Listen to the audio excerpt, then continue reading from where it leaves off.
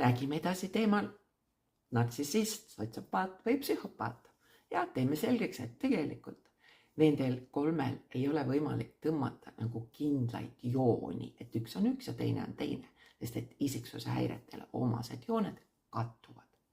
Üks, mis neid kõiki iseloomustab, on impulsiivsus väga sageli. Ja hullem veel, suutmatus genereerida realistlikke tulevikuplaane. Ehk siis, impulsiivsus on just see, eks ole, et tal on nüüd uus idee, nüüd ta kohe läheb sellega kaasa, ega impulsiivsuses iseenesest ei ole midagi halba. See on niisugune lapsemeelne rõõm, mis tavaliselt meid siin elus edasi üldse viib. Aga nende impulsiivsus on see just, et ta ei mõtle realistlikult. Tema otsustab nüüd näiteks, et nii, nüüd tema hakkab tegelema selle spordialaga, siis ta läheb, ostab endale muuseas parima varustuse juhul, kui tal raha juhtub olema ja 2 kuu pärast on see asi prügikasti visatud. Miks? Sest et nad ei suuda olla järjepidevad. Ja see on ka üks põhjus näiteks, miks pärast niisuguste heade erialaspetsialistide hulgas kunagi neid ei leia. Sest et tal puudub võimekus nagu fokusseeritult millegiga tegeleda. Ja nüüd need ebarealistlikud plaanid, ehk siis ta arvab, et nüüd hops ja ta teeb seda kohe ja ongi kõik nii lihtne, aga teed ei ole. Samas jälle see grandioossus on see, et ta räägib endast igasuguseid imelugusid, mida ta kõik ei teinud.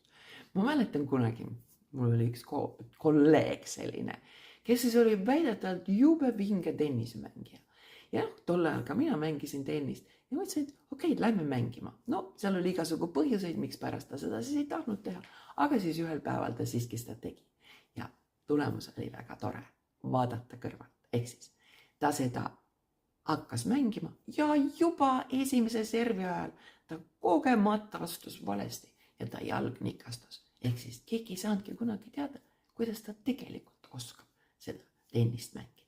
Aga need imelood, mis nad räägivad, need petavad meid väga sageli ära. Sest nad oskavad seda teha niivõrd usutavalt, mida nad kõik on siin elus saavutanud.